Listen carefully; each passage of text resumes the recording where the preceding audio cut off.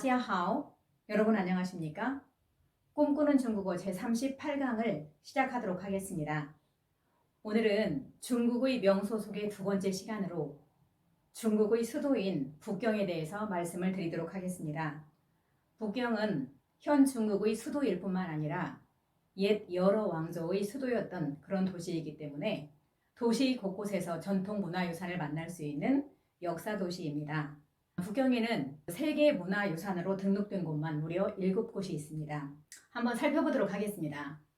황실 정원인 이화원, 이허윤, 청나라 때 그 궁궐인 자금성, 쯔진청, 그리고 황제들이 하늘의 제사를 지냈다는 천단공원, 티엔단공유엔, 만리에 걸쳐서 흩어져 있던 산성들을 진시황이 하나로 연결시켜 놓았다는 만리장성, 장청, 명나라 때 13명의 황제와 황후의 무덤이 있는 명 13능, 밍스산링, 구석기 시대 북경인 유골 발굴지인 이스, 쪼커디엔 베이징런 이스, 북경에서 시작해서 항저우에 이르는 대운하인 경항 대운하, 찡항 따윈허 이렇게 7곳이 세계문화유산으로 등록이 되어 있습니다. 중국의 정확한 명칭은 중화인민공화국 중화人民共和国입니다. 중화인민공화국이 수립된 10월 1일은 그 국경절이라 그래가지고 아주 성대하게 기념을 하면서 지내고 있습니다. 국경절의 법정 휴일은 7일입니다. 이렇게 긴 휴일이 주어지기 때문에 중국에서는 북경절이 되면 정말 많은 사람들이 여행 등의 목적으로 이동을 합니다. 저도 국경절에 3박 4일 일정으로 청도에서 북경으로 여행을 한 적이 있었는데 그 당시에 제가 다니던 학교에서는 10월 1일부터 10월 9일까지 무려 9일을 그 학교가 쉬었습니다. 국경절에 얼마나 많은 사람들이 이동을 하는지도 궁금하고 북경은 꼭 가보고 싶은 도시였기 때문에 여행을 하려고 계획을 세웠는데 함께 갈 사람을 찾는 것도 쉬운 일이 아니고 또 청도에 있는 몇몇 여행사에 문의를 해봤는데 청도에서 북경으로 여행 계획이 없다고 했습니다. 그래서 그럼 혼자 한번 가봐야 되겠다 마음을 먹고 준비를 했습니다.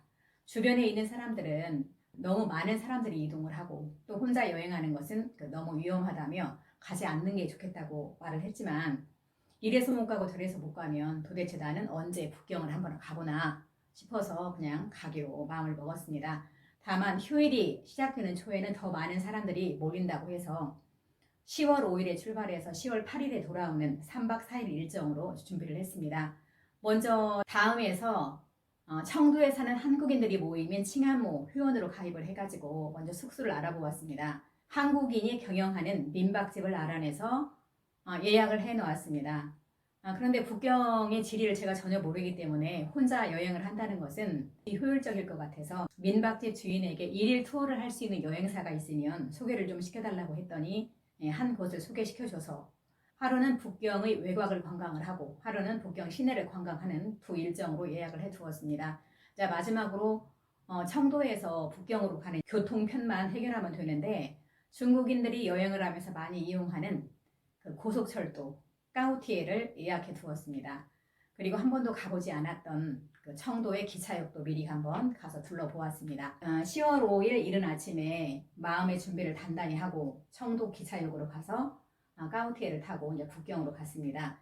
까우티에의 구조는 가운데 통로가 있고 양옆으로 한쪽은 3명이 앉을 수 있고 또 한쪽은 2명이 앉을 수 있는 구조로 되어 있었는데 제가 앉은 자리는 3명이 앉을 수 있는 곳이 통로 쪽에 좌석에 앉게 되었습니다. 근데 참으로 감사하게도 제 옆에 두 좌석은 북경에서 직장을 다니는데 북경절을 맞이해서 청도로 여행을 왔다가 돌아간다는 아주 친절한 두 젊은이가 앉게 되었습니다. 제가 그 두 젊은이에게 처음으로 지금 북경을 가는데 북경역에서 지하철을 타고 숙소가 있는 왕진까지 가야 하는데 표 사는 것도 자신이 없고 또 차를 타는 것도 자신이 없는데 좀 도와줄 수 있냐고 물었더니 아주 흔쾌하게 도와주겠다고 해서 아주 마음 편하게 두 젊은이와 이야기를 하면서 갔습니다. 까오티에의 그 속력은 최고 속력이 시속 300km 이상입니다. 300km 이상의 그 까오티에를 무려 4시간 40분 동안 타고 북경역에 도착을 했는데 놀라웠던 것은 가는 내내 제 시야에 산이 한 번도 보이지 않았다는 점입니다. 우리나라에서는 어디를 가든 좀 멀리 또는 가까이 항상 산이 보입니다. 그런데 그 300km 이상의 속력으로 4시간 40분을 달리는 동안 얼마나 국토가 넓으면 산이 한 번도 보이지 않은지 정말 놀라웠습니다. 북경역에 도착을 해가지고 두 젊은이와 기념사진도 촬영을 하고 또 그 두 젊은이가 표 사는 것도 도와주고 제가 탄 차가 출발을 할 때 손까지 흔들어 주었습니다. 정말 고마운 젊은이들이었습니다. 왕징에 도착을 해가지고 그 민박집에 전화를 했더니 1인실이 비어있는 게 없다며 자기 언니가 멀지 않은 곳의 아파트에서 살고 있는데 그 언니가 살고 있는 아파트에서 좀 묵으면 어떻겠냐고 말을 해서 그럼 그렇게 하겠다고 했습니다. 그 언니가 사는 아파트에서 3일 동안 좀 묵었습니다. 숙소에 짐을 놓고 다음날 관광버스를 타는 장소를 미리 알아보기 위해서 밖으로 나왔습니다. 왕징은 한국인들이 많이 사는 곳이라고 합니다. 둘러보니까 한국 음식을 파는 식당이 눈에 띄어서 그곳에 들어가 돌솥 비빔밥을 시켜가지고 늦은 점심 겸 이른 저녁을 먹었습니다. 긴장이 풀리니까 피로감이 몰려와가지고 달달한 모카커피 생각이 간절했습니다. 커피숍에 들어가 모카커피 한 잔을 시켜가지고 주변에 있는 공원의 벤치에 앉아서 그 달달한 모카커피의 맛을 기대를 하면서 눈을 지그시 감고 한 모금을 마셔봤는데 커피는 쓰고 그것도 부족해서 뒷맛이 짰습니다. 말로만 듣던 그 소금 커피였습니다. 청도에서도 소금 커피를 팔았습니다. 그런데 이 커피를 좋아하는 사람들은 뒷맛이 개운하다고 해서 이 커피만 마신다고 했습니다. 청도에 있는 그 소금 커피를 파는 가게는 늘 사람들이 많았었습니다. 제가 먹은 돌솥 비빔밥은 25위엔, 이 커피는 28위엔. 밥보다도 비싼 커피를 도저히 마실 수가 없어서 버리고 말았습니다. 관광버스를 타야 되는 곳을 가보니 정말 반갑게도 그곳에는 우리나라의 빵집 뚜레쥬르가 상당히 큰 규모로 자리 잡고 있었습니다. 정말 반가웠습니다. 그래서 저는 이틀 동안 북경 관광을 하면서 조금 일찍 나와서 뚜레쥬르에서 갓 구운 빵으로 아침 식사를 하고 여행을 할 수가 있었습니다. 첫날은 이렇게 마무리를 하고 그 다음날 10월 6일은 그 북경의 외곽을 관광하는 일정이었습니다. 맨 처음 간 곳은 이화원이었고 그 다음에 용경협, 그 다음에가 만리장성, 이런 순서로 외곽 관광이 이루어졌습니다. 맨 처음에 갔던 곳 이화원 이허위에는 황제 건융제가 자기의 어머니 환갑 기념으로 만들었던 청의원이 불에 탄 것을 서태후가 환갑 기념으로 재건을 했다고 하는데 3개의 인공 호수와 그 호수를 만드느라고 판에 흙을 쌓아서 만든 인공산으로 이루어져 있다고 합니다. 이 이화원을 높은 곳에서 내려다보면 장수의 상징인 복숭아 모양이라고 합니다. 넓은 호수와 멀리 보이는 산 위에 지어진 라마교 사원이 매우 인상적이었습니다. 또 이곳에는 세계에서 가장 긴 실내 화랑으로 기네스북에 올라 있다는 창랑이 있습니다. 728m에 달하는 긴 복도인데 14,000점 이상의 그림이 빼곡하게 그려져 있습니다. 이 창랑은 서태후가 배를 타러 갈 때 비에 맞지 않도록 하는 목적으로 지어진 복도라고 합니다. 보통 자금성은 아주 넓어서 하루 종일 둘러보아도 다 볼 수가 없다고 하는데 이 이화원은 그 넓은 자금성의 4배에 달한다고 합니다. 비는 내리고 안개는 끼어서 시야가 넓지 않은 상태에서 그야말로 수박 겉핥기식으로 이화원을 둘러보고 다음 목적지인 용경협으로 향했습니다. 용경협 롱칭시아는 우리나라의 남이섬과 제휴가 되어 있다고 합니다. 그래서 용경협에 있는 모든 간판들은 중국어와 한국어가 함께 표기되어 있었습니다. 몹시 반가웠습니다.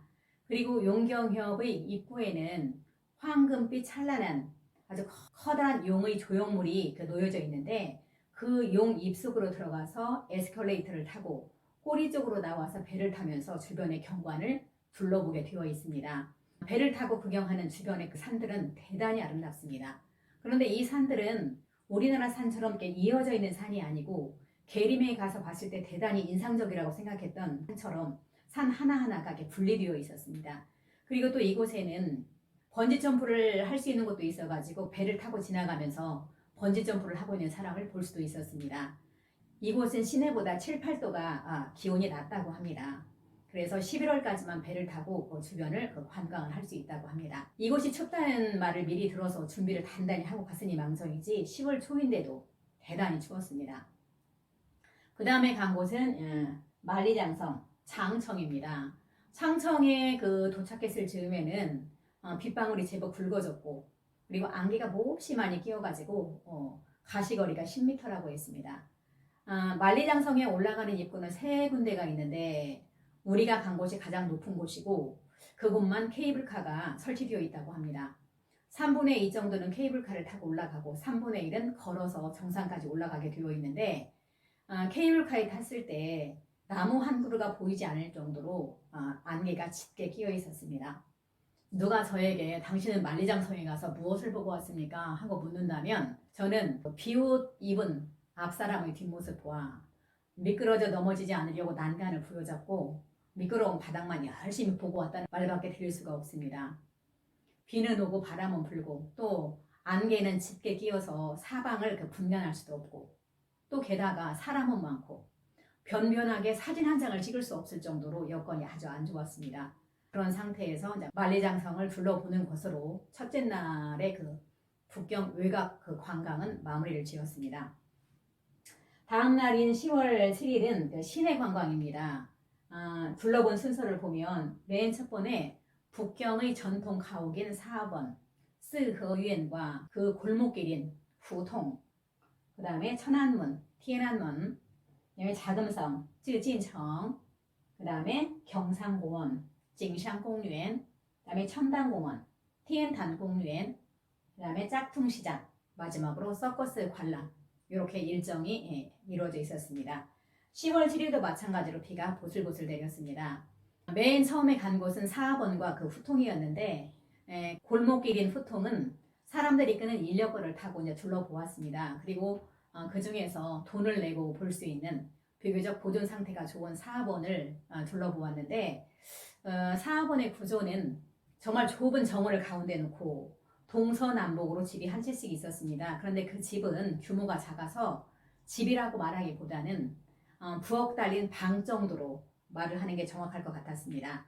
들어가는 입구에 있는 방은 그 집을 관리하는 하인이 묵었고 그 오른쪽으로는 주인 내외가 살고 또 그 오른쪽으로는 아들 내외, 그다음 주인 내외와 마주보는 곳에 있는 방에는 그 딸 내외가 살았다고 합니다.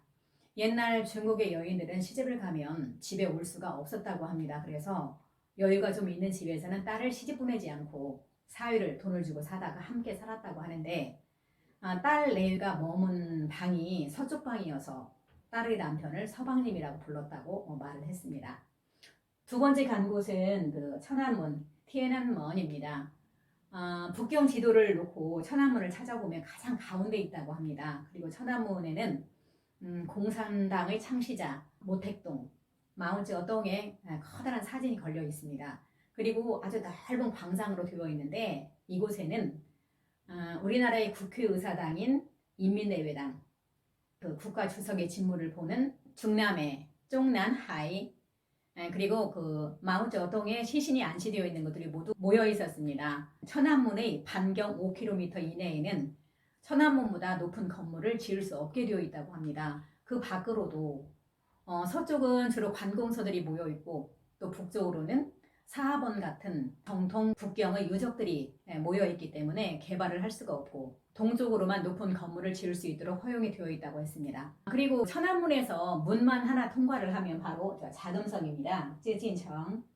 자금성에 갔을 때의 그 느낌은 일단 너무 넓고 아주 셀 수 없이 많은 큰 건물들이 있어서 열심히 둘러보고 싶은 그 의욕이 생기지가 않았습니다. 이걸 다 언제 보나.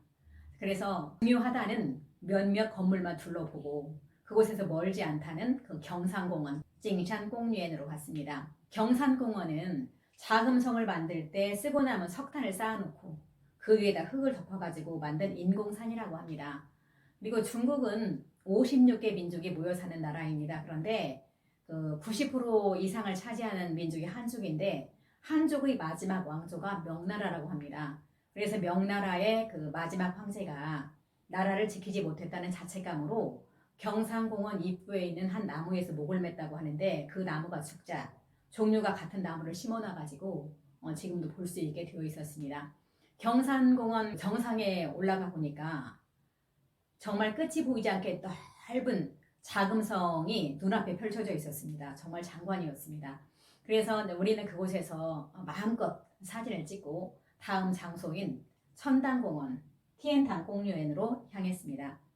천단은 자금성을 지을 때 같이 지어진 건물이라고 하는데 못을 하나도 사용하지 않고 순수하게 나무로만 지어졌다고 합니다. 보존 상태가 아주 훌륭했습니다. 이곳에서는 황제들이 하늘의 제사를 지냈다고 하는데 3일 전에 이곳에 와가지고 몸과 마음을 정의한 다음에 제사를 지냈다고 합니다. 이곳에도 이화원의 창랑처럼 긴 복도가 있어가지고 햇빛과 그 비를 피할 수 있게 되어 있었습니다. 천단공원에서 가장 그 인상적이었던 것은 넓은 정원에 마치 학교 운동장에 학생들이 일정한 간격으로 줄지어 서 있는 것처럼 몇 사람들이 되는 고목들이 일정한 간격으로 줄을 지어서 서 있었습니다. 대단히 인상적이었습니다. 그 다음에 간 곳은 짝퉁시장입니다. 청도에도 짝퉁시장이 있습니다. 그런데 그곳은 가게들이 이렇게 흩어져 있습니다. 그런데 북경의 짝퉁시장은 백화점처럼 한 건물에 여러 층으로 아주 깔끔하게 정리가 되어 있었습니다. 쇼핑에 관심이 있는 사람들이 가면 아주 좋아했을 것 같은 곳이었습니다. 대충 그 가게들을 둘러보고 다음 일정인 서커스 관람까지는 시간이 좀 많이 남아 있어서 커피숍에 가서 기다리게 되었습니다. 다시 한번 달달한 그 모카 커피의 맛을 기대를 하며 모카 커피를 주문을 했습니다. 이번에는 이제 정말 단지 확인까지 하면서 주문을 했습니다. 근데 커피가 나온 다음에 마셔보니까 이번에는 짠맛은 없었는데 단맛은 신경을 써야 느낄 수 있을 정도로 아주 약했습니다. 청도에서 모카커피를 시키면 우리나라에서 먹는 그 커피 맛과 똑같이 아주 만족스럽게 단맛을 느낄 수 있는데 북경 사람들은 분명 단맛을 좋아하지 않는 것 같았습니다. 마지막 일정으로 이제 서커스 관람을 갔습니다. 그 중국의 서커스는 몇 번 본 적이 있는데 볼 때마다 나도 모르게 손에 이렇게 땀이 날 정도로 정말 동작이 위험해 보이는데 배우들이 아주 능수능란하게 그 동작들을 해냅니다. 그런데 제 눈에는 그 배우들이 중고등학교의 청소년 정도로 어려 보였습니다. 그러다 보니까 서커스를 마음 놓고 즐길 수가 없었습니다. 저렇게 위험한 동작을 저렇게 어린 그 배우들이 능수능란하게 해내기까지 그 얼마나 많은 그 위험한 상황을 겪었을 것인가, 얼마나 많은 시간 동안 얼마나 많은 노력을 해야만 했을까. 그런데 제 생각에는 그 배우들이 자기가 좋아서 그 일을 선택했을 것 같지가 않은 생각이 자꾸만 들었습니다. 마음 놓고 서커스를 즐길 수가 없고 마음이 아팠습니다. 돌아오는 길에 안내하는 사람에게 중국에서 서커스 배우들의 대우가 좋은지 물어봤더니 그렇지 않다고 했습니다. 그렇다면 저 배우들은 왜 그렇게 위험한 일을 하냐고 물었더니 다 먹고 살라고 하는 거지요 라는 대답이 돌아왔습니다. 이렇게 이제 서커스 관람을 끝으로 둘째 날의 관광도 마무리를 지었습니다. 10월 8일엔 다시 왕징에서 지하철을 타고 북경역으로 와서 북경역에서 까오티에를 타고 다시 청도로 돌아오는 일정입니다. 돌아오는 날 북경의 하늘은 언제 비가 왔는가 싶게 파란 전형적인 가을 하늘이었습니다. 이번에는 많이 해본 사람처럼 표도 잘 사고 차도 잘 타고 능수능란하게 해내는 제가 대견스러웠습니다. 청도에 도착하니 바람이 많이 불고 있었습니다. 청도는 제게 늘 낯선 곳이었습니다. 잊고 있다가도 하늘에 비행기가 가는 모습을 보게 되면 갑자기 집에 들어가고 싶어서 비행기가 시야에서 사라질 때까지 올려다보곤 했었는데 그날 청도의 바람은 제법 정답고 아늑했습니다. 기숙사에 들어와서 방에 들어서니 늘 썰렁하고 정이 가지 않던 제 방도 그날은 제법 포근하고 아늑하게 느껴졌습니다. 방에다 짐을 놓고 한국 식당에 가서 돌솥 비빔밥을 한 그릇 먹고 김치찌개를 조금 사오는 것으로 청도에서 북경으로 3박 4일 일정의 여행을 마무리 지었습니다. 북경이 도시가 커지면서 전통문화 유적이 많이 파괴가 되었고 오염이 되었다고 사람들은 말을 합니다. 하지만 제가 둘러본 북경은 여전히 도시 곳곳에서 전통문화 유산과 만날 수 있는 마치 역사 박물관 같은 도시였습니다. 북경은 제가 제 아이들한테 꼭 한번 가보라고 권유하고 싶은 그런 매력적인 도시였습니다. 이렇게 오늘은 중국의 명소 속의 두 번째 시간으로 중국의 수도인 북경에 대해서 말씀을 드렸습니다. 오늘 들어보신 내용이 도움이 되셨다면 좋아요와 구독 부탁드리겠습니다. 감사합니다. 시에 안녕히 계십시오. 再见.